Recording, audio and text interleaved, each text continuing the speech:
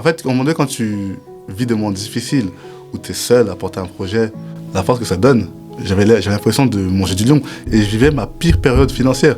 J'avais fait 2 mois sans payer mon loyer, tout ça, parce que je mettais tout comme investissement dans ça. En fait, je me suis vite rendu compte que partout où je passais en tant qu'employé, il y avait un truc qui manquait. Je ne savais pas c'était quoi.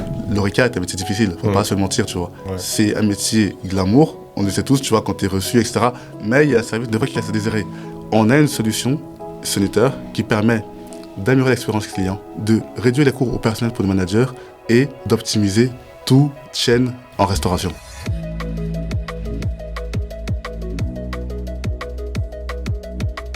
Alors, Jorel, merci beaucoup d'avoir accepté cette invitation. Ça nous fait plaisir de t'avoir ici dans le podcast. Comment tu vas ? Très bien, Damien. Merci. En tout cas, c'est moi qui te remercie de l'opportunité d'expliquer toujours ce qu'on fait et pourquoi. C'est plaisant. On va revenir un petit peu sur ton parcours, sur le business, la solution que tu es en train de créer, ta start-up. On peut appeler ça une start-up. C'est une start-up, clairement. C'est ça. Mais avant tout, j'aimerais que tu nous expliques un petit peu qui tu es, d'où tu viens et quel est ton parcours peut-être scolaire ou en termes de business, d'où tu viens, quoi. Bon, en fait, je suis un douaniste de Louvain-la-Neuve. Donc, on est arrivé du Cameroun en 2006, puis sur Louvain-la-Neuve quand j'avais 11 ans. Okay.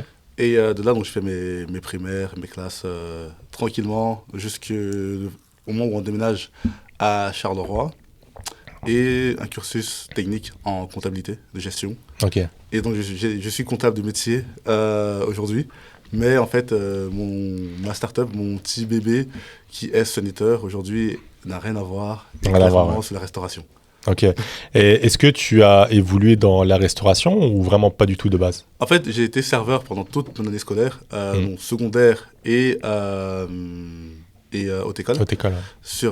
Au stand. Chaque été, j'allais travailler au stand en tant que serveur parce que ça payait plus à ce niveau-là. Ouais. On dormait sur place. Voilà, c'était assez fou. Et c'est de là en fait que j'ai vraiment cultivé ce côté service, cette volonté de bien faire dans l'ORECA. Et aussi, ma mère tient un restaurant sur Charleroi. Donc, ok. C'est quoi le nom ?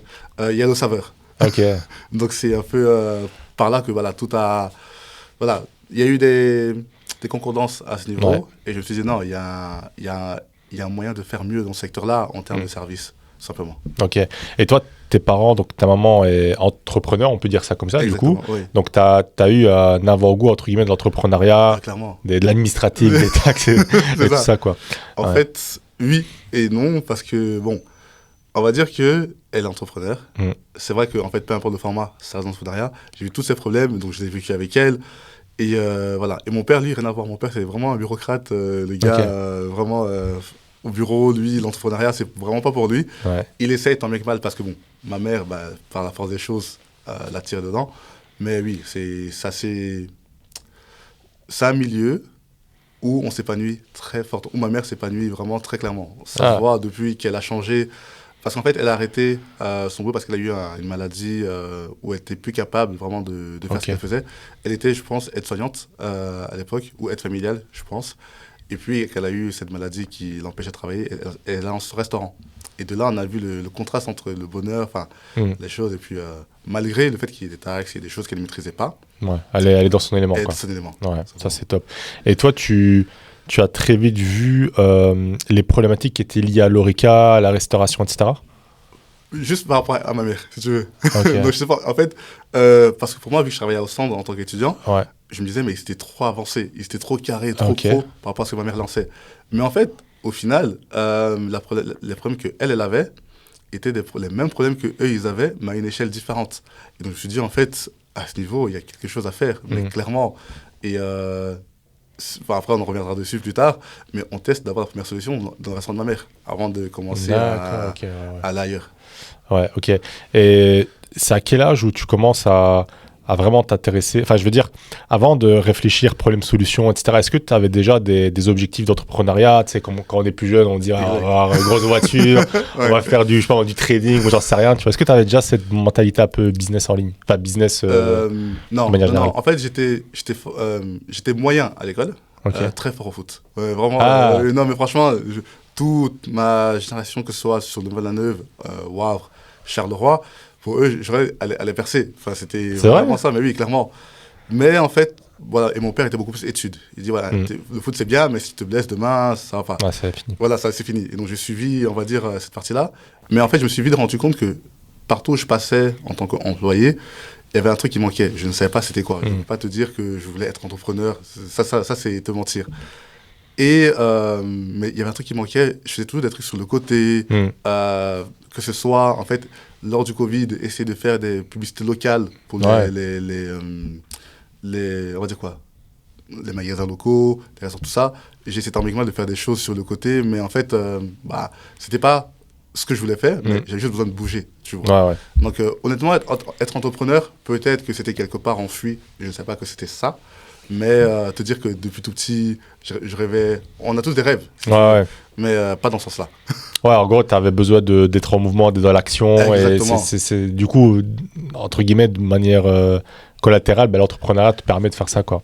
Mais, évidemment, très clairement. Et du coup, carrière sportive, pourquoi t'as pas percé, du coup? Pourquoi j'ai pas percé du tout? Du coup, en fait, j'ai eu ma... Ligament croisé, les enfants, une femme. Les deux, enfants et femmes. Enfants et femmes aussi, et aussi parce que, en fait, comment expliquer? J'ai commencé, on va dire, à avoir des blessures aussi, mais pas ligaments croisés, juste des petits gènes, etc. Parce que bon, mon hygiène de vie ne suivait plus. J'ai commencé à travailler. En fait, quand tu travailles, tu ne peux plus avoir la même intensité à l'entraînement. C'est vrai. Et donc, j'avais des blessures. Je mettais la même intensité à l'entraînement, alors que je rentrais d'un 17 heures, si tu veux. Ton corps est fatigué. Mais en fait, tu t'en rends pas compte que c'est à cause de ça. Tu te dis non, ça va aller, j'ai encore... je suis encore étudiant, mais c'est pas vrai du tout, tu vois.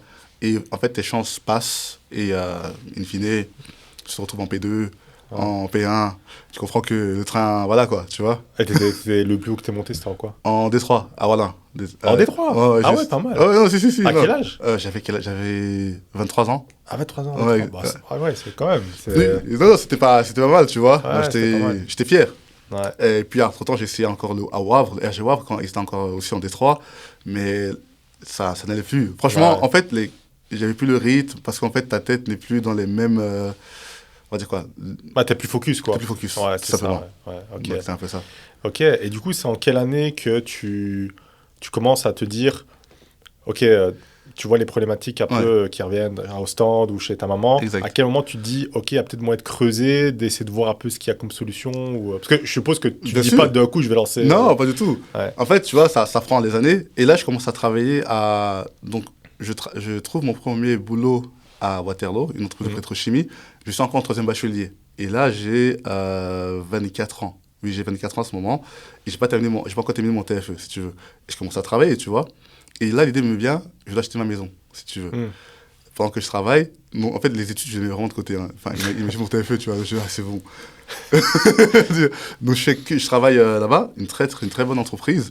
Mais directement, je cherche un flexi-job pour travailler au restaurant juste à côté. Le Tabou, ça s'appelait aussi, si tu veux, de ce côté-là. Et mes collègues me disent, mais Jorel, il y a d'autres gars qui passaient boire des verres, ils ne savaient pas que je travaillais, ils me voient. Ils disent, mais Jorel, tu travailles là? Je dis, ouais, mais tranquille, tu vois. Et puis ma boss, elle me dit un jour, mais pourquoi tu fais 2 boulots, tu vois, etc. Est-ce que dans ton contrat, c'est normal et tout ça? Je dis, j'ai pas vu que c'est pas indiqué dans mon contrat, mais je le fais parce que il faut que j'achète ma maison et puis comme ça, après, voilà.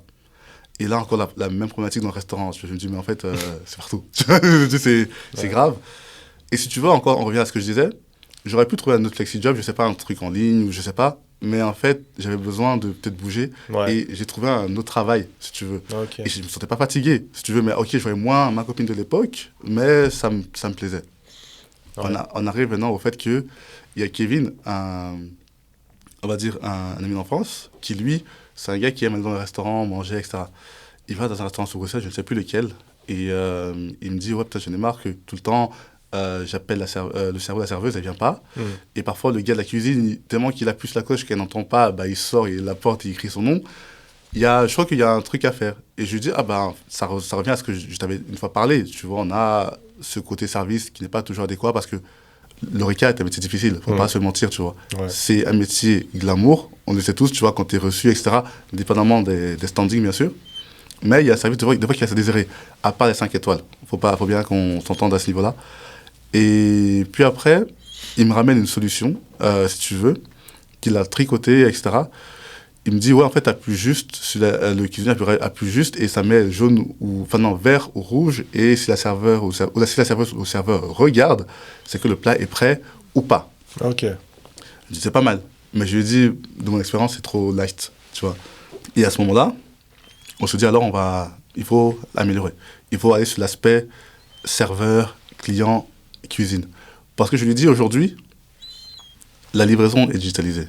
Les caisses sont digitalisées. Tout l'écosystème autour du restaurant est digitalisé. Mais le cœur du métier qui est les clients, l'expérience client, la cuisine ne l'est pas encore. Et c'est ça qui fait défaut aujourd'hui. Sans bien évidemment mettre l'humain de côté. L'humain doit rester au centre. C'est primordial, si tu veux. Et là, alors, en fait, on essaie de revoir des solutions chinoises. Parce que je dis peut-être que si lui, il serait peut-être des gens ont déjà pensé à cette idée. On n'est pas des inventeurs, si tu veux. Et à ce moment-là, on trouve des solutions similaires en Chine. Et là, on se dit, OK, ça existe. Donc, on va d'abord l'appliquer ici pour comprendre les réalités européennes, pour la mettre à la sauce européenne, si tu veux. Et là, justement, où on va dans le restaurant de ma mère, on le teste directement. Et en fait, tout le monde nous dit, mais en fait, les gars, mais c'est trop bien. C'est quoi cette solution, tu vois? Et là, on voit qu'on tient quelque chose. Ok. À ce moment-là, ce qui se passe, c'est un truc de fou. Hein, je vais, comme ça, à l'arrache, commencer dans la rue à prospecter, à montrer aux gens ce que ça fait, ce que c'est, etc. Bien sûr, j'ai des refus. Il y en a qui me disent, t'es fou, quoi. Nos serveurs ne sont pas des chiens, tout ça. Enfin, toutes des choses vraiment négatives par rapport à cette solution. Je dis, OK, c'est pas grave. Alors là, je vais voir un restaurant sur Charleroi. Il me dit, oui, il a déjà entendu parler d'une solution comme ça. Lui, il pensait que c'était des pagers qui vibrent quand on va payer frais au tacos. Ah ouais, ouais, ok. Je lui dis, non, c'est l'inverse. Justement, ça, c'est quand il y a un service à la personne, si tu veux. Ton serveur a une montre. Et voilà, chaque table, en fait, a un dispositif d'appel pour interagir avec ce dernier, tu vois. Et alors, on arrive à ça. Je fais, en fait, j'installe ça. Une semaine après, le gars, il m'appelle, il dit, mais t'es partout dans ce restaurant. Et ce même week-end, il y a en fait un événement NG qui était organisé sur Charleroi. Et là, il y a l'échevine du commerce de Charleroi qui était là. Et on voit ça, toute surprise, agréablement surprise. Elle demande c'est qui a fait ça, etc. Et le monsieur lui dit que voilà, non, c'est des jeunes Carolo, enfin, joueurs, etc. Et de là, en fait, je reçois un appel pour passer sur Sud Presse. Incroyable. Je me dis, mais à un moment donné, bon, c'est pas, il faut payer quelque chose. Ouais. On dit, non, voilà, etc. Par rapport à l'innovation, si tu veux. On arrive alors avec Kevin, j'appelle Kevin, je dis, vas-y, descends, sur Charleroi, il y a Sud Presse qui veut venir demain, et tout, etc. Ils font l'article, tout se passe super bien, on est content. Mais nous, en fait, on est encore dans l'euphorie. Tu vois, tu comprends pas ce qui se passe, vraiment, tu comprends pas les enjeux, t'es dans ton monde, si tu veux. À ce moment-là, est-ce que tu as du stress? Tu dis, ouais, qu'est-ce que je vais dire? Comment est-ce que je vais présenter le truc? Ou est-ce que tu vas vraiment à la pro, quoi? En fait, après, je sais pas si c'est une qualité ou un défaut. Je suis quelqu'un qui sourit tout le temps, j'ai jamais de stress. Ok. Je veux dire, c'est... T'es à l'aise, quoi. Je suis à l'aise. Ouais. Bien sûr, il y a des stress dans la vie. Il faut pas que j'ai jamais de stress dans le sens, je fais jamais. Mais je me dis, en fait, de ce qu'on dit de moi, je veux dire, t'auras beau même m'insulter, entre guillemets, jusqu'à aller insulter peut-être ma famille, je vais toujours te rigoler en fait au nez parce que ça ne m'affecte pas forcément, si tu veux. Et donc à ce moment-là, je n'ai réalisé même pas en fait que parce que pour moi en fait c'est normal, tu vois, c'est un service que j'ai envie d'amener à l'Oreca, c'est pas forcément me faire de l'argent ou tout ce que tu veux. Tu vois, en fait ça devient, je trouve, mon ikigai, si on peut dire ça comme ça. Mais vraiment, mais je veux dire, et c'est là où je prends l'essence.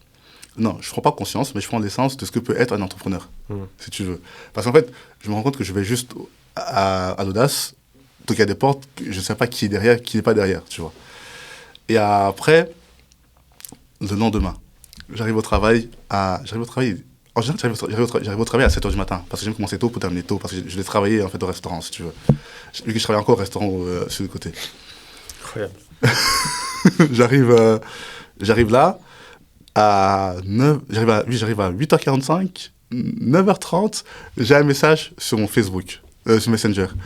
Mais en fait, c'est un message dans les invitations, pas un message de quelqu'un que tu connais. Tu connais, je crois que c'est Julie Hanneton. Non. C'est qui prête ou c'est Juliette Hanneton, je sais pas. Non, Julie Taton, non, c'est pas ça. Non, pas Julie Taton. C'est Juliette Hanneton. J'ai son nom, mais. Ouais, c'est une présentatrice télé, quoi. RTL TV. Ok. Je vois le message. Oui, non, c'est possible de faire une interview de vous aujourd'hui, etc. Je regarde le message, je me dis, mais c'est un fake. C'est un fake, c'est pas possible. Où est-ce qu'elle me connaît, tu vois? Et puis je me dis, mais je regarde, je ne réponds pas. Mais après, je reprends le téléphone, parce que je viens d'arriver, donc je dois m'installer, tu vas faire quand même bonne impression que je viens d'arriver. Tu es en retard, donc, entre guillemets. Pas en retard, mais tu es en retard par rapport à tes heures habituelles. Après, je regarde, je vois en fait, elle a laissé un numéro de téléphone. Et là, alors, il est 9h30. Non, il est 9h45. J'appelle, je dis oui, bonjour, etc. Enfin, où avez-vous eu mon numéro? Comment ça se fait que, voilà, vous m'écrivez ça? Elle dit, ah non, en fait, on a lu l'article dans Sud Presse. Et là, je fais les liens, tu vois. Et est-ce que vous serez disponible pour une interview Je dis, ah, quand ça? Elle dit, bah, aujourd'hui, là, tout de suite. Ben non. Si. Où on pourrait, justement, tester le produit, justement, voir ce que ça fait, parce que honnêtement, on est super intéressés. Ok. Là, j'appelle Kevin. Je sais pas où il est. Je dis, Kevin, faut qu'on aille... En fait, aussi, à ce moment-là, il n'y a pas que Kevin. Il y a aussi Will et Jonathan. Ok. Donc, on est 4, entre guillemets. Parce qu'à ce moment-là, vu l'ampleur, je lui dis, moi, je suis juste un gars qui sait ouvrir des portes. Je ne suis pas un closer. Toi, tu es le gars tech. Il faut d'autres personnes. Il y en avait des potes qui avaient déjà fait du e-commerce et tout. Donc, pour moi, ils avaient on va dire quoi? La capacité technique derrière d'assumer. D'assumer, que ce soit sur d'autres aspects que moi, je ne connaissais pas, vu que ce n'était pas mon monde, si tu veux. Et donc, j'appelle lui, alors. Je lui dis, t'es où et tout, il faut qu'on aille à Charleroi, tu vois, pour l'interview. Il dit, mais comment ça, maintenant, je suis à la capture d'écran, je regarde et tout, tu vois. Lui, il ne revient pas. Il dit, bon, lui, il rentre chez lui, il se met en costard et tout. moi, j'étais en col roulé, mais je ne peux plus rentrer à la maison et repartir, tu vois. J'appelle alors, en fait, maintenant le K10, où on avait testé la solution, qui voulait tout, etc. Je leur dis, oui, non, il y a RTTV qui va venir. C'est possible qu'on fasse entretien chez vous. Ils savent pourquoi il me dit non. Je lui dis, mais ok, pas grave. Alors, le coup de bluff, j'appelle le Van der Valk de Charleroi à ce moment-là.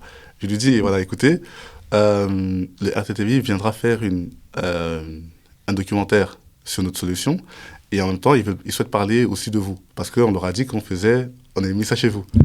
Et là, tu vois le truc. Elle me dit, ok, je vous rappelle, je demande l'autorisation et je vous rappelle. Je dis, voilà, on doit être là dans 1 heure. Donc, comment est-ce qu'on peut... il faut que ça aille vite, tu vois. La fille, alors, c'était la chargée marketing, elle me rappelle, elle dit, oui, à condition que vous testez votre solution aussi chez nous. Tant mieux. Tant mieux. C'est ça, en fait. On arrive là, dans 1 heure. 1 heure après, on voit le camion de la télé, on n'y croyait pas, on se dit, mais etc. Et on n'a rien payé, on se dit, mais il y a un truc, qu'est-ce qu'on voit, on va payer quoi après, tu vois. Je dis, non, rien, etc. Mais là, franchement, panique totale, parce que tu vas passer à la télé. Ah ouais, là, c'est la réalité, là. C'est la réalité, tu vois, au 19h30, donc tu dois pas... Mais, ah ouais, donc c'est au 19h30. tu vois, exactement, wow. Tu vois. Là, flop total, de mon impression. J'ai dit n'importe quoi. Donc, en fait, mais je sais même pas ce que je disais, tu vois. Mais je parlais tellement vite. Au journal, quand on a mis ça, on ne savait pas ce que je disais, honnêtement. Je veux dire, ok, il y avait des bribes de mots, etc. Mais j'ai regardé ça, je me dis, mais en fait, qu'est-ce que tu racontais, en fait? Limite, tu allais dire que tu n'es pas prêt. Et tu sais ce qu'il vient de parler. Bref, on a parlé à deux, mais voilà un petit peu. Et en fait, c'est là que l'aventure prend. On teste au Van der Valk, si tu veux. Super content. Bien sûr, des points améliorés par rapport au standing de Van der Valk, si tu veux. Et en fait, on laisse, on revient, on réaméliore, tu vois. À chaque fois qu'il nous disait qu'il manquait quelque chose, on améliorait. Ah ouais. Et ça, il trouvait ça vraiment génial, si tu veux. Et à ce moment-là, je me dis, il faut faire plus. Malheureusement, ça, c'était en avance dans le temps. Avril 2023, donc, entre-temps, ma fille naît en janvier. Avril, enfin, t'as les 1 mois de congé de paternité. Là, tant mieux, je profite. Je fais tout ce que j'ai à faire, tu vois. Ah ouais. Inscription au cercle d'affaires pour toucher plus de personnes, etc. Tu vois, vraiment. Mais en fait, je veux dire, tu as vraiment un boom auquel je ne m'y attendais vraiment pas. D'accord. Tout le monde kiffait ce produit, mais en fait, tout le monde était unanime par rapport à ça. Mais on pêchait sur la manière de trouver plus de clients. Parce qu'en fait, on ne sait pas d'où c'est une start-up. Demain, vous pouvez ne plus être là, tu vois. Là, on commence à aller vers des incubateurs. Et en fait, comme je te dis, c'était mon ikigai. Mon boulot, j'ai mis de côté, mais totalement. Je faisais que le strict minimum, tu vois. Et ma manager de l'époque, elle me dit, Jorel, je sens que tu n'es plus dans le coup, c'est quoi, c'est l'arrivée de l'enfant et tout. Et moi, je joue dessus, mais elle n'est pas bête, tu vois. Parce qu'elle est au courant que j'avais cette activité. Lesquelles m'ont vu au journal, tout ça, etc. Tu vois, enfin, même dans la boîte, tu te sens gêné parce que tu ne veux pas être pareil parce que tu n'es pas, si tu veux. Et avril, là, elle me dit, voilà, enfin, t'as ton C4 et ouais, bah, t'es plus impliqué, ça se voit que t'es plus dedans, etc. et tout, tu vois. Alors là, qu'est-ce que je me dis? Faut que je trouve un moyen pour, quand il y a de l'argent, je vois, je ne vais pas aller assez. Et donc, je me lance en freelance, en compta. Et voilà, même pas une semaine après, je trouve une mission de 6 mois. Et là, ça me permet en fait de savoir que, ok, pendant 6 mois, tu es bloqué. Ok, tu fais des choses sur le côté, mais si tu viens pas travailler, c'est pas grave, tu n'es pas payé. Donc, au moins, ça n'engage. Je veux dire, ils vont pas en fait. Ouais, c'est ta propre responsabilité, c'est voilà, tout, quoi. c'est tout. Mais tu dois délivrer si tu veux. Et en fait, là, on commence maintenant à faire ce qu'il y a à faire. Et bah, malheureusement, ça passe. Et puis, bah, l'équipe se disloque au fur et à mesure, si tu veux. Parce que, bon, tout le monde n'arrive pas à mettre la même implication. Parce que, je sais pas, peut-être tout le monde ils n'ont peut-être pas trouvé aussi leur ikigai, j'en sais rien, ou trouvé en fait leur intérêt par rapport à ce que c'est. Parce que moi, en fait, ma vision était beaucoup plus longue. Ouais. C'était une solution qui allait aider le monde de l'ORECA. Tout simplement, je ne me voyais pas, en fait, super riche, ou je ne me vois pas super riche avec ça. Parce que, tout simplement, dans ma tête, c'est un service que tu mets en place. C'est une amélioration que tu mets en place. Maintenant, éduquer les personnes à l'utiliser, c'est compliqué. Tu auras des personnes qui vont trouver ça génial, mais qui auront du mal à l'adopter parce qu'ils vont dire mon équipe, parce qu'ils vont trouver ça génial. Est-ce que moi, derrière, je me retrouve avec ça? Mais en fait, on arrive quand même à faire des ventes. Donc, des belles ventes, hein, de nouveaux hôtels, etc. Et puis, ce qui se passe, encore une fois, c'est tellement fou. Je me retrouve tout seul. Parce que finalement, tout le monde a laissé tomber le bateau. Ils estimaient que le temps de closing était tellement long parce que voilà, il y a trop de hiérarchie dans les hôtels, parfois dans certains restaurants, tu trouves pas la bonne personne, etc. On avance et de là, en fait, j'ai beaucoup d'événements où je suis invité en ricochet par rapport à RTL TV et par rapport à Sud Info, où là, je fais, par exemple, on gagne à Oricatel le prix de la meilleure start-up belge en innovation et service de restaurant. Waouh, félicitations. Et donc, en fait, là, je me dis, il y a quelque chose. C'est décerné par des professionnels. Donc, si c'est ton truc qui était nul, voilà. J'arrive à Eurocutie, c'est on va dire quoi? C'est un style d'événement où tu as des pitchers de start-up qui viennent, etc. J'arrive en finale de la Belgique, avec ça, j'étais tout seul, tu vois. Et en fait, dis-toi que je suis tout seul, et en même temps, donc c'était après mon boulot, ou parfois quand j'étais en télétravail, j'esquivais. En plus, t'as des enfants. J'ai des enfants, voilà. Exactement. Waouh. Et donc, tu vois, en fait, cette énergie, en fait, tous ces événements-là me chargeaient d'énergie positive. Je ne me rendais même pas compte que j'étais fatigué, ou que, voilà. Mais j'étais vraiment fatigué, tu vois. Mais c'était, en fait, je dirais, moins l'euphorie, mais beaucoup plus l'enthousiasme. De voir certaines choses avancer.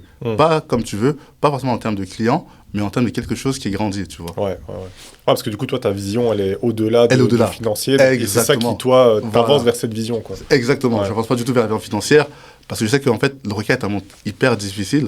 Pour convaincre des personnes, il faut que tu arrives à toucher des personnes qui ont une autorité dans ce monde-là, ou qui ont une certaine légitimité. Ce que moi, j'estime toujours que je n'en avais pas, jusqu'à présent, tu vois. Et donc, on gagne tout ça. Et puis, Vivatech vient en mai sur Paris, en mai 2024 sur Paris. Et là, tu as une avancée où je me dis, waouh. Tu peux nous expliquer juste avant ce qu'est Vivatech pour les gens qui ne savent pas? Vivatech, c'est un petit peu... c'est un salon où il y a tout type d'innovation technologique dans tout domaine confondu. Ça peut être de la restauration, ça peut être de l'aérospatiale, ça peut être tout ce que tu veux, si tu veux. Et donc, en fait, j'avais participé à ça, tu vois. Mais j'ai participé à ça en tant qu'invité, pas en tant que stand. Le stand, en fait, c'est un événement qui était en parallèle du Vivatech le même week-end, si tu veux. Où là, en fait, je viendrai dessus. Et donc, je rencontre alors, d'abord, en fait, je devais faire un pitch, si tu veux, à l'événement qui s'appelle le JAMA Summit, en parallèle au Vivatech, où là j'explique un peu c'est quoi Saniteur, pourquoi, etc. J'expliquais devant en fait des investisseurs. Et beaucoup, il y avait aussi, il y en a quelques-uns de l'émission M6 qui va être mon associé. Ah ouais. Exactement. T'avais qui par exemple? Tu te souviens des gens? Mais j'ai encore, en fait c'est... Wow. Non mais vraiment c'était extraordinaire, tu vois. J'explique. Et en fait, dans le jury même, t'as un investisseur ivoirien, si tu veux, qui a une chaîne YouTube qui s'appelle l'Investisseur africain. Et le gars, qu'est-ce qu'il fait? Il a un parc aquatique en Côte d'Ivoire, avec des restaurants et autres. Et en fait, il me dit, mais j'aimerais que tu m'expliques la problématique des restaurants qui est en fait latente énorme des clients, qui est en fait la non-coordination des serveurs, qui ne savent pas des fois où il faut aller parce qu'ils ont trop de choses en tête, débarrasser, puis servir, etc. Et puis derrière, en fait, le suivi du patron, de l'opérationnel, ça, j'ai pas, en fait. Et c'est les plaintes que j'ai tous les jours de la part des clients, de l'attente, de la part de mon staff, parfois qui n'est pas dans son rang, etc. Est-ce que, voilà, il me dit ça lors du, par exemple, pitch. Et après, il me dit, on peut se voir après pour en parler plus longuement, tu vois. Là, je stresse, je me dis, mais je suis tout seul. Mon frère m'accompagnait, heureusement, mon frère m'accompagnait, donc il filmait un petit peu. Et on s'explique, il me dit, ok, normalement, je suis censé partir aujourd'hui, je retourne en Côte d'Ivoire, il a d'autres affaires, tu vois. Il dit, mais demain, je reviens, parce qu'on va faire une vidéo sur cette solution, parce que je veux qu'en fait, on entende parler. C'est vraiment génial pour les restaurateurs. Moi, je suis un patron de restaurant, je sais ce que c'est. Je lui dis, oui, c'est bien, mais demain, je vais à la Vivatech. Il dit, pas de problème, ok, etc. Il me dit une prochaine fois. Alors, ce qui se passe, le lendemain, le dimanche, je vais à Vivatech. Et je vois un gars qui m'appelle. Il dit, je suis à Vivatech et tout, tu es où on fait cette vidéo? Il dit, c'est Jean-Yves. Il s'appelle Jean-Yves. Je lui dis, mais tu rentrais pas? Il dit, non, non, je suis resté, on va juste faire la vidéo, puis je pars. Wow. Tu vois? Franchement, il a pris tout son temps, il m'a mis à l'aise, mais vraiment, tu te dis, mais t'es pas un vol après. Tu te dis, mais est-ce qu'il m'a couillé ou est-ce que c'est vraiment vrai, tu vois? Donc, mais après, son vol, il est parti. On a fait cette vidéo. La vidéo, elle a fait 20 000 vues sur YouTube, sur sa chaîne, etc. Et là, en fait, j'ai eu 153 appels. Restaurants, toute personne, juste pour me féliciter par rapport à ça. Mais en fait, là, tu vois la force que ça m'a donné. En fait, au moment donné, quand tu vis des moments difficiles, où tu es seul à porter un projet qui, pour moi, c'est pas un petit projet, tu vois. Tu as ça, la force que ça donne. J'avais l'impression de manger du lion. Et je vivais ma pire période financière. J'ai fait 2 mois sans payer mon loyer, tout ça, parce que je mettais tout comme investissement dans ça, si tu veux, tu vois. J'ai des problèmes financiers partout. C'était vraiment partout. Hein. Mais lui, tant mieux, il m'offrait, il me logeait, il me nourrissait, peu importe. Tu vois ce que je veux dire? Il a payé la marchandise, etc. Et donc, j'arrive en Côte d'Ivoire. Avant d'arriver en Côte d'Ivoire, je vais rechercher Kevin. Parce que je lui dis, là, j'ai besoin d'un tech et tout, il faut qu'on aille. Je suis en train de prendre, j'ai l'impression, on remet l'équipe et on y va, tu vois. Je vais le chercher, on repart. Ça se passe super bien. On fait un chiffre d'affaires de un peu plus de 23 000 euros, tu vois, avec 12 clients signés officiellement. Et dans ça, tu as... qu'est-ce qui se passe? On a fait que 3 semaines. On fait que 3 semaines. Pendant 3 semaines, on ne fait que ça. Mais je travaillais aussi. Donc, je suis censé être en télétravail, tu vois. C'est voilà. On avait 2 heures de décalage avec la Belgique. Donc, on se levait à 5 heures, il était 7 heures ici. Et donc, on finissait à 14 heures, heure Côte d'Ivoire. Ici, il était peut-être 16 heures, je pense, tu vois. Donc, nous, on avait notre heure à midi pour aller faire ce qu'il y a à faire. Entre-temps, on contacte la WEX pour qu'ils nous épaulent, pour qu'ils sachent qu'on est là et que voilà, on est aussi en mission économique, savoir les rouages du pays, comment il faut faire, si tu veux. Et alors là, en fait, on tombe sur l'écosystème qui est certes différent, mais qui a la même problématique. Et avec ces retours clients qu'on a vendus sur place, on se dit, allons maintenant redévelopper, améliorer encore la solution d'une meilleure des manières pour pouvoir la vendre au monde entier. Parce qu'on connaît les problèmes européens, donc la Belgique, la France, là, ivoirien, c'est l'Afrique de l'Ouest, tu vois. Donc, c'est un problème mondial. Certes, les restaurants ne sont pas les mêmes, si tu veux. Ils ont des problèmes différents, mais ça reste identique à ce niveau-là, si tu veux. Et on revient ici en Belgique, mais en fait, booster d'énergie. Parce que même encore de là, ah oui, je zappe même quelques infos. On arrive en Côte d'Ivoire. On fait ce qu'on a à faire. Ce qui se passe, c'est que, via la chaîne YouTube, tu as les chaînes locales qui nous contactent. Incroyable. Donc, les chaînes locales nous contactent, on ne paye rien. On fait des plateaux TV. Aussi, on fait le 20h30, et puis on fait encore une autre émission dans un restaurant, mais faite par la chaîne, tellement qu'ils ont adoré l'innovation, tu vois. Et ils nous mettent vraiment à l'aise, si tu veux. Un peu comme on avait eu avec RTL TVI et avec Sud Presse. Mais on se dit, mais en fait, on n'a pas besoin de dépenser grand-chose, tu vois. C'est ça, quoi. On comprend ce qui se passe. Encore là, on a encore une deuxième euphorie. Et on organise même un showroom à l'hôtel où on était. Donc, en fait, on invite tous les gens qu'on a signés, d'autres prospects, même d'autres personnes qui n'avaient rien à voir avec le monde de l'Oreca, et on explique c'est quoi Sun Eater. on explique quoi Senator, on montre nos produits, etc. Même, en fait, le directeur de l'hôtel est descendu faire un discours pour nous remercier par rapport à ça. En fait, tu vois, c'est un moment mais tellement marquant, qui a marqué un tournant, mais vraiment important sur Senator. Et quand on revient, ici en Belgique, on se dit, en fait, on a compris c'est quoi, en fait, ce qu'on faisait mal, ce qu'on pensait faire bien, mais qui n'était pas le cas. Il faut arriver à toucher un maximum de personnes du domaine, si tu veux. Du domaine, mais pas que. Faire comprendre aussi aux consommateurs des restaurants qu'il y a une solution comme ça qui existe, pour permettre aussi à ces personnes de connaître et peut-être de pousser aussi leur restaurant préféré à l'utilisation de ça, tu vois. Et jusqu'aujourd'hui, en fait, aujourd'hui, on arrive à un point où, là, c'est... Comment je vais expliquer ça? Tu sens que l'euphorie est passée, l'enthousiasme est passé, tu es vraiment dans ton propre entrepreneuriat, si tu veux. C'est là maintenant que je dois tout faire pour avancer comme il faut. Ouais, du coup, en fait, t'as un peu tout le poids de l'euphorie, le boost derrière. Et aujourd'hui, c'est un moment de justement exploiter ça, quoi. Voilà, c'est ça. Ok, et tu penses que j'ai du coup plein de questions à te poser. Tu penses c'est quoi qui te manque aujourd'hui concrètement pour pouvoir vraiment scaler? Est-ce que c'est des fonds? Est-ce que c'est une équipe? Est-ce que c'est quoi qui te manque? Les fonds, parce que l'équipe, franchement, j'ai une équipe, je dirais comment, très réactive et très dynamique. Aujourd'hui, tu peux pas, j'ai l'impression, c'est mon avis, il y a tellement de concurrence dans la food tech, avec des grands acteurs qui existent déjà. Certes, on n'est pas comme eux, on s'agrège à eux, mais on a besoin de fonds pour aller encore plus vite, scaler plus rapidement et prendre une grosse part de marché. Okay. C'est vraiment l'un des besoins qu'on a aujourd'hui, si tu veux.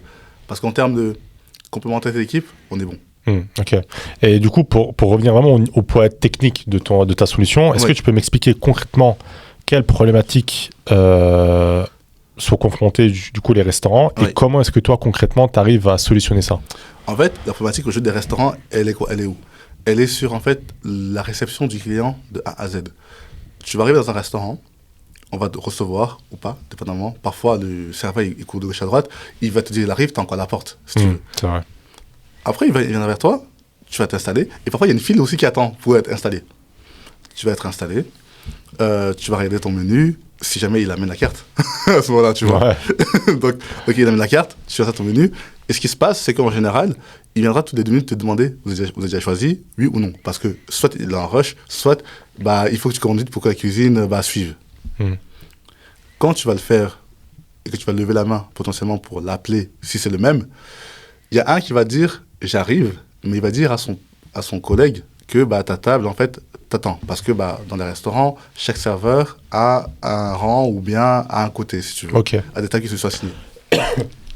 Ce qui se passe alors, la problématique aujourd'hui, c'est l'attente du serveur, l'attente des plats. Et comment nous, on solutionne cela, juste à ce niveau-là, on permet en fait d'interagir chaque client avec le serveur adéquat, dépendamment de ce dont ils ont besoin, quand ils ont besoin. Et techniquement, comment ça se présente? Soit, aujourd'hui, tu as un QR code sur la table pour des restaurants qui le souhaitent, avec une lecture de menu et des photos correspondant à ce menu, parce que des fois, on ne sait pas c'est quoi tout plat, s'il y a un touriste, peu importe. Et tu as une option qui permet d'appeler ton serveur. Et comment tu l'appelles? Une fois que tu cliques sur « Service » ou « Appel pour nettoyer ta table » ou peu importe, il a une montre connectée qui lui permet de savoir ce que tu veux, où tu veux et quand tu veux. D'accord. Et en fait, même s'il est occupé, il a une roadmap où il sait que, OK, après ma tâche, je dois aller gérer la table 14, peu importe, ou aller à la cuisine pour prendre un plat pour la table 12, si tu veux.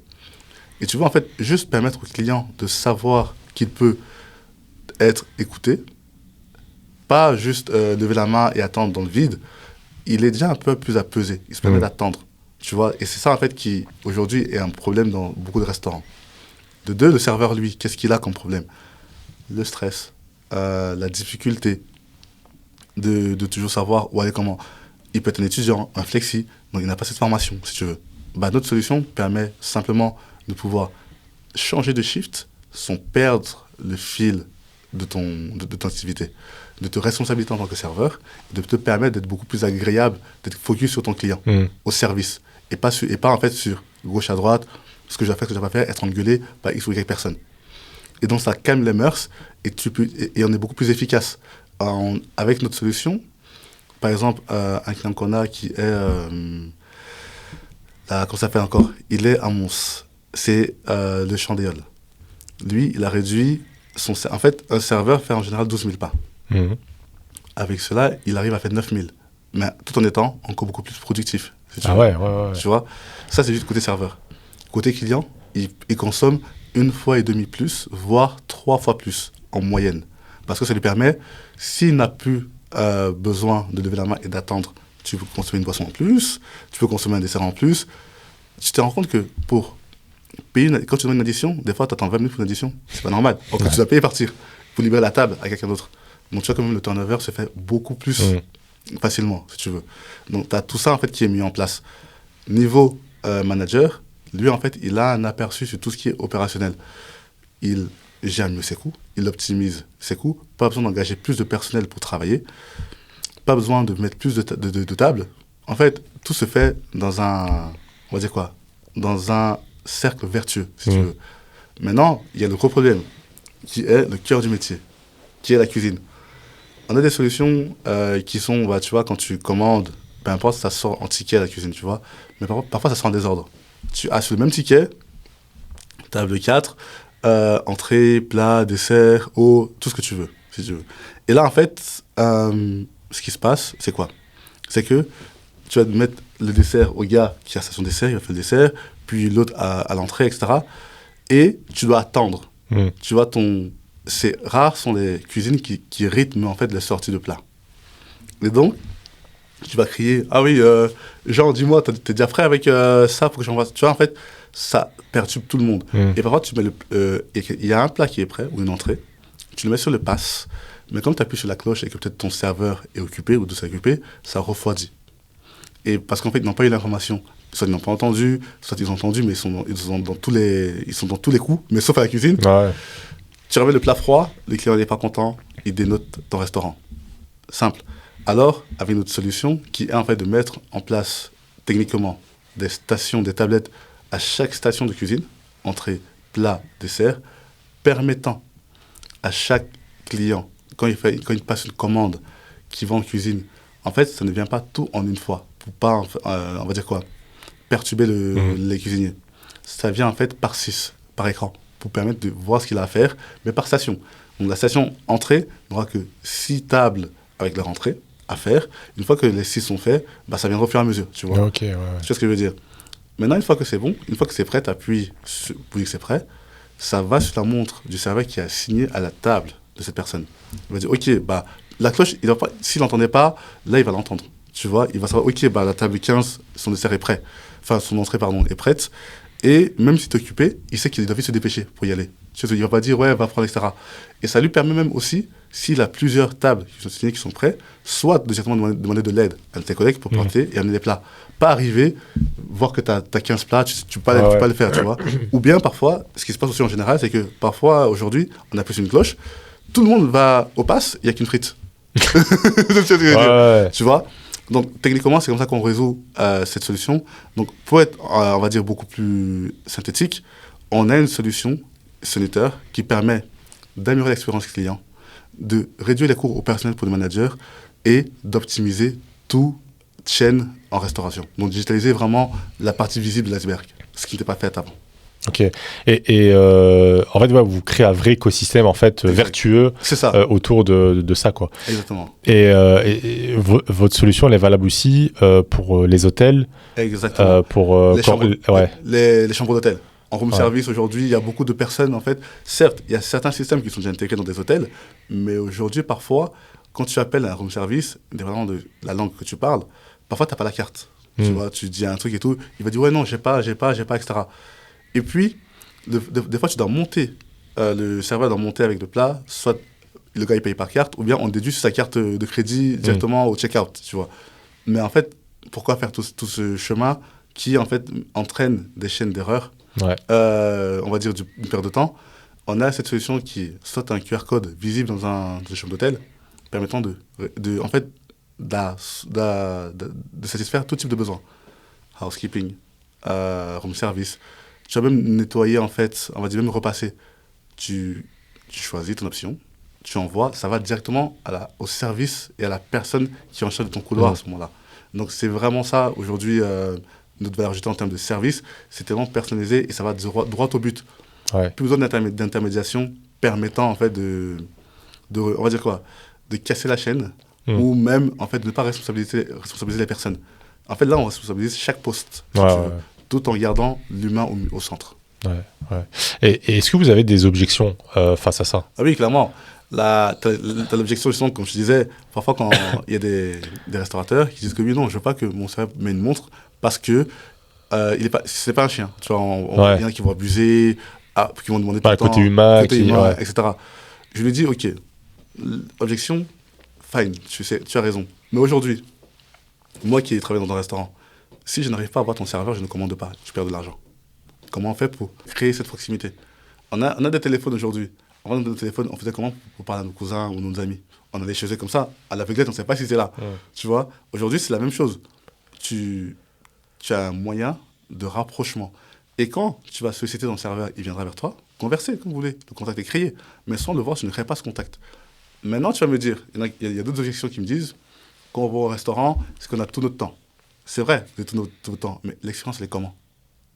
Tu vois ce que je veux dire? Il y a celle-là aussi. Et tu as la partie aussi où l'objection, tout simplement, qu'il y en a qui ne sont pas prêts à la digitalisation interne de ce qu'on voit dans d'autres pays, par exemple. Et là, qu'est-ce que tu fais? Tu es obligé de leur dire, OK, testez tout simplement. Si vous testez et que ça ne vous plaît pas, on arrête. Il n'y a pas besoin de...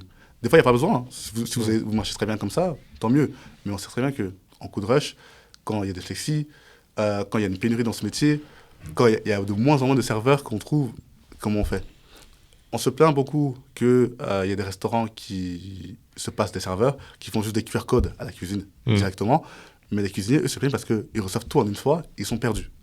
Et les plats arrivent froids et ce n'est pas optimal.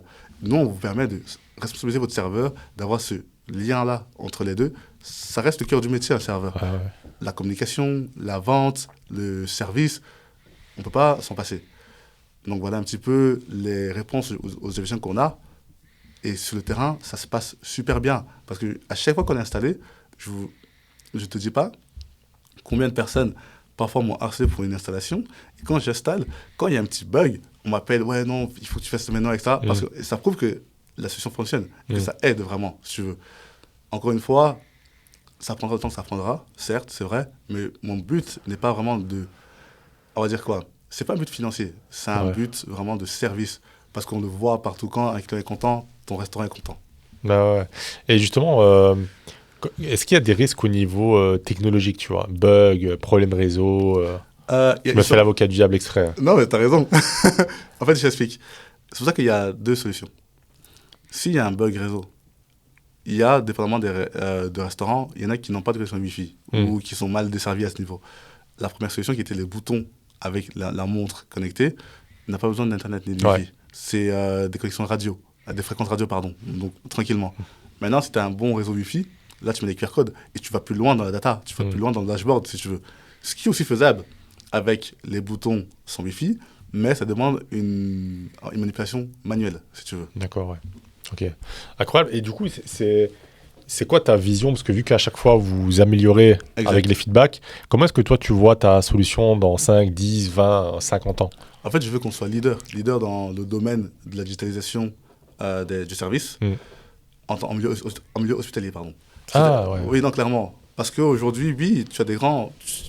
je ne vais pas citer les noms, mais ils sont déjà assez gros, et ils font bien leur boulot. Mais en fait, tu te dis, mais pourquoi ils ne mettent pas cette solution-là en place?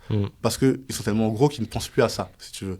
Et en fait, c'est tout ce petit détail-là qui fait vraiment une différence. On l'a remarqué, on l'a vécu, et les restaurateurs qui l'utilisent aujourd'hui le vivent avec nous. En fait, je veux dire, ça ne fera pas en sorte qu'un serveur se repose sur ces solutions. Loin de là, ça va améliorer ses angles morts. On a des voitures aussi optionnées aujourd'hui, mais il y a un volant, toujours. La voiture n'est pas sans volant. Tu as des rétroviseurs indiquant ton angle mort qu'il y a une voiture qui arrive. C'est exactement ça que Solitaire fait. Donc, tu es responsable, et tu es maître à bord et responsable de ton service, tout en ayant une solution qui te permet de réduire tes angles morts et d'améliorer en fait ton service. Ouais. Bah ouais, parce que du coup, en fait, c'est vraiment une question d'optimisation, quoi. Donc c'est full bénéf et tu casses les problématiques et t'améliores les. C'est ça qui est intéressant. Et est-ce que tu n'as pas été confronté à justement cette mentalité belge d'avoir peur de se digitaliser? Parce que moi qui suis dans le marketing et la com, aujourd'hui, t'as encore des gens qui font pas de site internet, quoi, tu vois. D'accord. Est-ce que toi, en plus de la restauration, l'ORECA, j'imagine que c'est encore pire. Donc, est-ce que toi, tu as été confronté à ça? Est-ce que tu sens que les mentalités évoluent peut-être avec le Covid? Les gens se sont dit, bon, là, ça devient essentiel peut-être de se digitaliser, notamment via ta solution. Est-ce que comment toi, tu vois la chose? Je vois la chose, en fait, il y a deux visions. La première vision est que il y en a qui ne veulent pas le changement, qui ne veulent pas l'amélioration digitale parce qu'ils ont peur d'être dépassés. C'est mon point de vue. Mais en fait, on a vu j'ai vu plusieurs restaurants qui m'ont dit, on sait qu'on va arriver à ça, mais pour le moment, on n'est pas prêt. Ok. Ils m'ont dit clairement. Donc ça veut dire en fait qu'ils ne veulent pas, en fait, ils fuient la réalité. Ouais. Et je sais qu'à un moment donné, ils mettent sous le tapis. Voilà. Et je sais qu'à un moment donné, ça marchera. Parce que quand tu regardes les pays limitrophes, ils sont tous à un autre niveau en termes de digitalisation. Ah ouais? Ouais. Par exemple, les Pays-Bas, en tech, en food tech, c'est le pays qui utilise le plus, enfin qui tente le plus, si tu veux. Et si tu veux, ils sont toujours dans des événements où tu vois des innovations, tu te dis, mais quand ils vont s'arrêter? Tu as des robots débarrasseurs, tu as même des robots serveurs. Donc, ils sont loin. Ils sont loin, tu vois. Et c'est à côté. Et donc, tu as l'autre partie, en fait, qui, elle est prête à utiliser, mais elle est dans, on va dire quoi, dans ce qu'elle connaît, si tu veux. Dans ce qui existe déjà, si tu veux, les QR codes basiques. Mais de l'autre côté, tu as les QR codes, soit des lectures de PDF, soit qui vont commander directement. Mais ce qui se passe, c'est que il y a la problématique que j'ai expliquée, de ce que j'ai parlé avec des prospects, le QR code qui va directement à la cuisine, sans passer par une validation, ça commence en fait à être mal perçu par les cuisiniers. Parce qu'en fait, ils estiment qu'ils ont trop et puis ça s'arrête jamais, en fait. Tu vois. C'est pour ça, en fait, qu'on s'est dit, on va l'améliorer par rapport à ces concurrents indirects qu'on a. Parce qu'aujourd'hui, un concurrent direct, on n'en a pas forcément, si tu veux. Et oui, pour répondre à ta question très clairement, il y a encore un pas à faire au niveau de digitalisation pour les restaurateurs, si tu veux. Maintenant, comment les éduquer par rapport à ça? D'où les besoins d'un investisseur pour aller encore plus vite, plus loin dans le marketing, dans l'éducation et même en fait dans la visibilité de ce produit en temps réel. On est quelque part, mais on n'est pas assez éparpillé pour que chaque personne puisse se permettre de savoir où on est pour aller voir ce qui se passe. Si tu veux. D'où ce besoin en marketing aussi. Parce que c'est vrai qu'aujourd'hui, comme tu as dit, le marché a besoin d'être éduqué. Et donc, ça passe par un travail vraiment de notoriété, d'éducation et puis de conversion. Donc, c'est vrai, il y a tout un travail marketing à mettre en place. Exactement. Mais ce qui est intéressant, c'est que si c'est par vous que l'éducation passe, après, c'est comme ça qu'on devient leader au final. Parce que c'est vous qui avez éduqué le marché avec ça, quoi. Exactement. Mais après, c'est aussi un piège parce que, comme on dit, dans certains cas, il faut pas être les premiers. Parce qu'en fait, tu fais toutes les erreurs que le deuxième voit que tu n'as pas fait et puis il passe devant. Mais c'est ça aussi le risque à prendre. Bon après, c'est vrai que pour aller dans ce domaine-là, il faut quand même être courageux. Et je pense que l'ORECA, la tech et tout, c'est chaud. Et justement, toi, aujourd'hui, qu'est-ce qui te motive vraiment profondément d'aller à fond dans ce projet? Quand ça va pas, quand tu as des moments compliqués, qu'est-ce qui te booste, toi, au fond de toi? En fait, honnêtement, c'est tout ce que j'ai dit jusqu'à présent. En fait, quand tu l'installes dans un restaurant, tu vois le sourire, tu vois le bonheur que ça fait. Tu vois, en fait, quand on t'appelle pour dire que voilà, il y a un bug, il faut que tu règles ça vite. En fait, oui, le bug, on va dire, officiellement, c'est pas bien. Mais s'il t'appelle, c'est qu'il a confiance en toi et il sait que ça marche. Et donc, en fait, ça donne un boost positif. Tu vois. Et s'il y en a 10 qui refusent, qu'il y en a un qui accepte, tu es sûr qu'à un moment donné, les autres vont revenir. Tu vois ce que je veux dire. Et en fait, c'est ça ma motivation aujourd'hui. Il y a, comme j'en ai parlé vite fait en off, il y a des investisseurs qui veulent investir dedans. Tu as des personnes, tu as des incubateurs, des accélérateurs qui nous appellent pour qu'on vienne suivre leur programme, si tu veux. C'est aussi le cas d'autres startups. Mais en fait, on a notre, on va dire quoi, activité en food tech n'est pas de ce qu'on m'a dit, n'est pas pareil qu'une session foot tech normale qu'on connaît tous les jours, si tu veux. Et donc, tu vois, tu as cette singularité qui me fait toujours, en fait, qui me maintient cette flamme à chaque fois. Ça te fait vibrer, quoi. Mais clairement, parce que je sais, en fait, qu'il y a un marché, il est énorme, tu vois, pas besoin de conquérir tout le monde entier, mais une fois que ça va être fait, il y aura des concurrents, c'est sûr. Mais à un moment donné, c'est ça qui fait aussi la beauté du jeu. Ouais, tout à fait. Et t'as jamais pensé à quel moment tu te dis, ok, je vais pouvoir aller conquérir d'autres marchés, tu vois, parce que toi, il y a des marchés où tu as parlé des Pays-Bas, mais on entend souvent parler de Dubaï, qu'au niveau tech, c'est incroyable, que là, c'est là où il faut tester tous ces trucs. Peut-être, je sais pas moi, les États-Unis, l'Asie. À quel moment, est-ce que tu y penses déjà, ou est-ce que tu te dis, ok, je vais aller tester ces marchés à un moment donné, ou est-ce que tu as envie, pas envie, comment ça se passe dans ta tête? J'ai envie. En fait, l'anecdote, si tu veux, j'étais à Dubaï, c'était pour des vacances avec la famille, dans un hôtel. Après, donc tu te dis, tu vas demander, tu vas poser la question, tu vois. J'ai posé la question, je me suis dit non, on ne parle pas boulot, parce que personne ne voulait qu'on pourrait choquer, d'accord. Mais là, l'avant-veille du départ, je pose des questions, je demande le directeur d'hôtel, on me dit qu'il est là, je vais vers lui, j'explique ce que je fais. Tu sais, j'ai regretté de ne pas l'avoir fait plus tôt. C'est ce qu'il m'a dit. À partir de ce moment, je n'ai plus rien payé. Où je voulais aller, il me dit, c'est une location. Avec la famille, on n'a plus rien payé, que ce soit dans l'hôtel, que ce soit pour le taxi, rien du tout. Il m'a dit, une fois que tu mets ça en place, reviens vers moi parce qu'elle n'était pas encore prête la solution à ce moment-là, la nouvelle solution, si tu veux. Il m'a dit, reviens vers moi et on voit comment l'installer ici pour tester et puis après développer. Mais pour ça, il faut que tu aies un investisseur qui te suive et que tu dis, ok, voilà, j'ai déjà ça, mais un hôtel, c'est pas assez. Certes, il fait partie d'un groupe d'hôtels, si tu veux, mais il faut avoir plus d'arguments pour pouvoir en fait aller prendre plus de marché, tu vois. Mais j'ai senti, encore une fois, la singularité de cette solution qu'il n'y avait pas. Certes, il y a beaucoup d'innovation à Dubaï, mais en fait, tu te dis, celle-là, elle n'est pas à Dubaï. Ouais, c'est fou, mais c'est vrai que ça reste quand même assez niché comme solution. Donc il y a peut-être vraiment un marché à prendre à Dubaï, ouais. Et t'as jamais pensé à t'inscrire à qui va être mon associé là? Parce que du coup, j'ai pensé, mais je traque, faut pas te mentir. C'est vrai? Ouais, je sais pas pourquoi. Alors, en général, c'est pas toi qui me font peur. T'as beaucoup d'émissions aussi comme ça, business ou talent, t'as d'autres trucs, etc. Ouais, t'en as plein. T'en as plein, mais j'ai jamais pensé. Alors que RTL, tu vois, je trouve que c'est plus chaud RTL que mon associé. C'est vrai, mais en fait, parce que là, tu te dis. En fait, j'ai le track où tu te dis, en fait, parce que j'ai vu beaucoup de candidats, mais ils sont carrés, ils sont forts. Mais en fait, tu vois, dans leur pitch, ils sont, tu vois ce que je veux dire. Et toi, tu te dis, est-ce que tu as leur niveau en termes de pitch? Tu sais, non, mais ça tu travailles avec eux, tu le travailles. Tu travailles. Tu travailles. Parce que quand tu regardes, ils ont des beaux pitchs, puis parfois tu as des questions, ils sont là, ils bégayent, tu vois. Donc, c'est vrai. Au final, je suis d'accord avec toi. Ouais. Mais en fait, c'est pour te dire que, en fait, j'y pense, mais j'ai pas encore passé le pas. Parce que je me dis, en fait, j'ai cette peur, mais pourquoi? Je ne sais même pas. C'est une croyance limitante. Je pense que, en vrai, ta solution, ayant un petit peu regardé un peu le type de projet qui était livré, là, tu as une vraie solution concrète qui a déjà été testée, qui est demandée. Enfin, tu vois ce que je veux dire? Donc, pour moi, c'est vraiment le type de projet où eux, ils auraient envie d'investir. Exactement. Ça, c'est vrai. Et même en tant que contre-argument qui pourrait te poser, les objections, tu les as. Tu vois, c'est pas des trucs un peu euphoriques où tu dis, ouais, frérot, t'as le projet, c'est cool, mais. Exactement. Tu vois non, je les ai, justement, parce que comme je te dis, cette partie euphorique en tout cas, est partie parce que, comme je fais de la restauration, et ce qui était bien aussi, c'est qu'au Tabou, à Waterloo, où je travaillais en flexi, j'ai aussi testé la solution, si tu veux. Et ça, je me suis rendu compte qu'en fait, la solution n'est pas faite pour tout type de restaurant. Ok, ouais. Donc, elle est faite pour des restaurants qui ont une grande surface, soit à étage, cuisine fermée, ou bien des terrasses ou des rooftops, ou des resorts, ou des restaurants de plage. Parce qu'en fait, là, la visibilité n'est pas toujours facile et le trafic est dense, si tu veux. Okay. Et donc, c'est là où, tu vois, par rapport à tout ça, le produit, il est calé pour ce type de profil que je viens de te dire.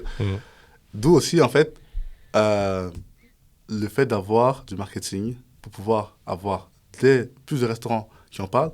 Et quand tu te prends dans ce genre de mission, tu as des arguments encore plus palpables. Ouais, je vois ce que tu veux dire. Ouais, parce que c'est vrai qu'aujourd'hui, les réseaux ont un poids monstrueux, quoi. Exactement. C'est clair, ouais. Mais je vois ce que tu veux dire. Maintenant, Parce que ouais, je te vois bien tu vois, dans ce type d'émission et au final, ça pourrait bien marcher. Même s'ils n'investissent pas, le buzz fait que derrière, tu peux récupérer le truc, quoi, tu vois. Très clairement, c'est vraiment ça. En fait, c'est la peur, je ne sais pas pourquoi. Et en général, comme je dis, je vais à toutes les portes, mais là, je ne sais même pas pourquoi. Après, là, on en parle, je te ferai peut-être la semaine prochaine, je vais postuler, tout simplement, tu vois. Ouais, franchement, faut tester à l'audace, quoi. Exactement. Et justement, par rapport à... Parce que tu as quand même un fort attrait audacieux. Qu'est-ce que toi, tu conseillerais à des jeunes qui veulent se lancer, pas spécialement dans ce domaine, mais qui veulent devenir entrepreneurs en Belgique et ils partent de rien, tu vois. Qu'est-ce que tu leur donnerais comme conseil? Peut-être 3 conseils que tu leur donnerais. Le premier, ne pas être tout seul. Pourquoi ne pas être tout seul?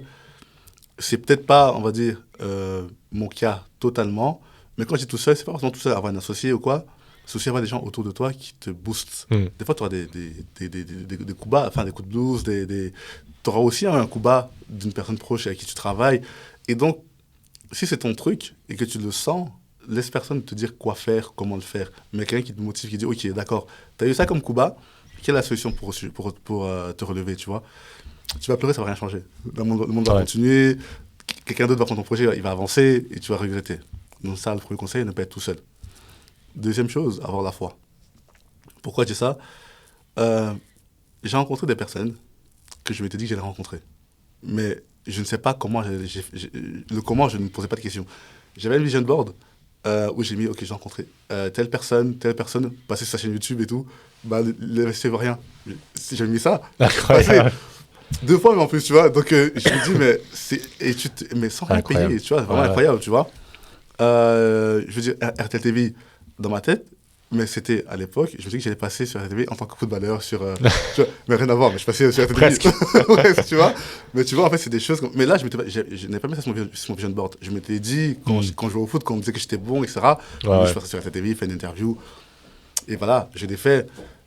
En fait, c'est la foi de la grandeur à quoi tu aspires pour le mettre. Je ne suis pas grand, pour moi, je n'ai encore rien accompli de grandiose aujourd'hui.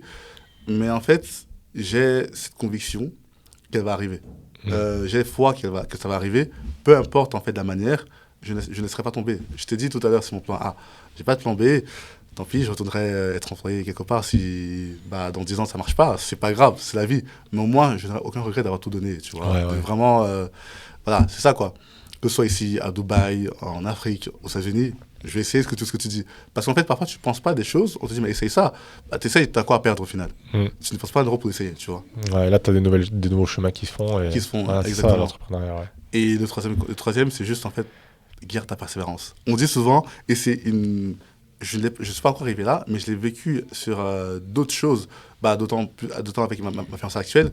Parfois, tu es on va dire à 1 centimètre de trouver une personne ou quelque chose d'extraordinaire et tu laisses tomber, ou tu laisses tomber. Et en fait, tu te rends compte que c'est l'erreur que tu aurais fait là, laisse tomber, tu aurais regretté ça toute ta vie. Et le train, il passe pas 2 fois à ce moment-là, tu vois. Soit tu fais autre chose et il repasse d'une autre manière, mais là, soit dans le qu'est-ce qu'on fait, on arrête, on dit, putain, on est dégoûté, et puis voilà, excuse-moi pour le gros mot, ou voilà, tu vois, donc c'est ça que je dirais. Donc je dirais, ne sois pas tout seul, la foi et la persévérance. C'est même aussi dit dans des livres, tu vois, d'entrepreneurs, etc. C'est vrai. Donc, c'est sincèrement, je ne dis pas pour faire le gars, mais c'est ce que j'ai vécu. Mais vraiment, avec ma petite expérience là, après, je suis quelqu'un de très intensif. Donc c'est-à-dire que je ne connais pas faire des choses de manière, on va dire quoi?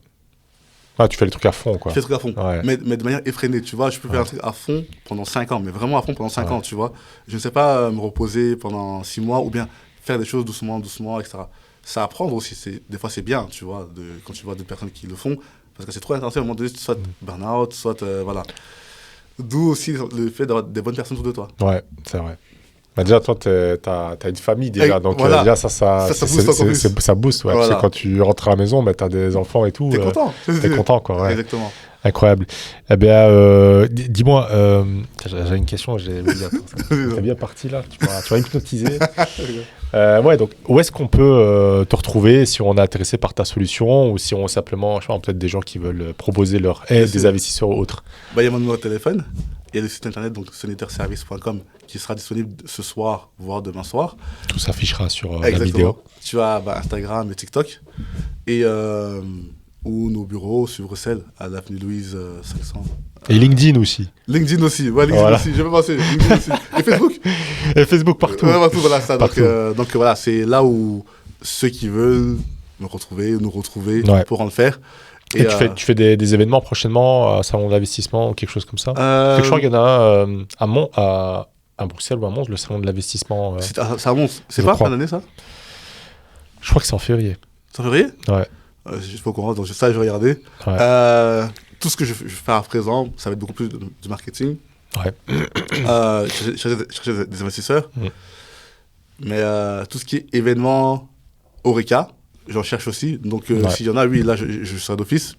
Parce que parfois, des événements qui sont bien, mais est-ce que ça correspond vraiment à ton activité? Ouais. Pas toujours, tu vois. Faut savoir choisir parce qu'après, on peut très vite voilà, perdre du temps un peu aller à droite, à gauche. Ouais. Non, c'est vrai. Eh bien, Jorel, je te remercie beaucoup pour ces 1 heure de motivation. Franchement, nous avoir parlé de ton projet, ton parcours, etc. Je pense que ça va inspirer beaucoup de personnes. Je pense aussi qu'on va te revoir très rapidement un peu partout parce que c'est un projet qui est incroyable. Je pense vraiment, comme tu as dit, il y a un vrai marché. Ouais. Tu as tous les astres qui sont alignés pour que ça pète. C'est ça. Et donc, voilà, j'invite vraiment les gens à te suivre, à évidemment t'envoyer des messages s'ils ont des questions, s'ils veulent travailler avec toi ou peu importe. Et voilà, merci à toi pour tout ça. Plaisir. Et je te laisse un dernier petit mot, motivation ou pour ton projet, ce que tu veux, tu nous dis ce que tu veux. Et... en fait, je te remercie déjà toi d'avoir pris le temps de vraiment me permettre de m'exprimer. Avec grand plaisir. Par Passionter, ça me tient vraiment à cœur. C'est mon petit bébé, c'est mon 4e bébé. Ouais. Exactement. J'avais un truc que j'allais dire. Ouais, en fait, aussi, certaines choses me sont arrivées positivement parce que parfois, tu es jeune, tu fais n'importe quoi. Moi, je dis souvent, range ta vie avant d'être un entrepreneur. Car la vie d'un entrepreneur est chaotique. Donc, si ta vie déjà est chaotique avant de l'être, imagine. Ouais, c'est vrai. C'est vrai. Ça, c'est un vrai conseil. C'est un vrai conseil. Putain. Donc voilà, je dirais toujours, franchement, range ta vie avant d'être entrepreneur. Ouais. Sans ça, quand je dis ranger ta vie, ça ne veut pas dire que si tu as des dettes, tu dois te rembourser ou non. Je dis en fait, entrepreneur, ce n'est pas un métier, c'est un monde à part. Et c'est un monde dans lequel, avant de te stabiliser, c'est le chaos, en fait, total. Et donc, si avant tout ça là, je veux dire, on va parler comme des jeunes, hein. Si t'as 4 femmes, tu fais n'importe quoi, ouais, bling bling, ouais. Tout ça, etc. Il y en a peut-être que ça marche, je sais pas. Mais de ce que je sais en général, et de mon expérience personnelle, soit ça marche, mais ça va pas loin. Ouais. Soit ça marche pas du tout. Donc franchement, ranger sa vie avant de l'être. Mais ou pendant, tu peux la ranger pendant que tu es en train d'y aller, mais il faut qu'elle soit rangée. Ouais. Et là tu verras en fait le saut, le bon que tu vas faire, et tu vas pas te rendre compte, tu vas peut-être pas réaliser, mais avec du recul tu te dis mais en fait quand j'ai fait ça et que j'ai arrêté ça, regarde ce qui se passe. Ouais. C'est vrai que ce que tu dis c'est vrai parce que la plupart des entrepreneurs sont entrepreneurs avec des objectifs qui sont là pour résoudre leur chaos. Voilà. Et du coup, ça va pas, quoi. Ça va pas. Et souvent, ceux qui commencent à générer des sous se rendent compte que ça règle pas les choses. Du coup, problème de reconnaissance, de vouloir prouver, etc. C'est ça. Et souvent, ça mène à des choses négatives. Donc, ouais, franchement, vrai conseil. C'est ce que je dirais. Ok, Jorel, merci beaucoup en tout cas. Merci Damien, franchement, avec grand plaisir.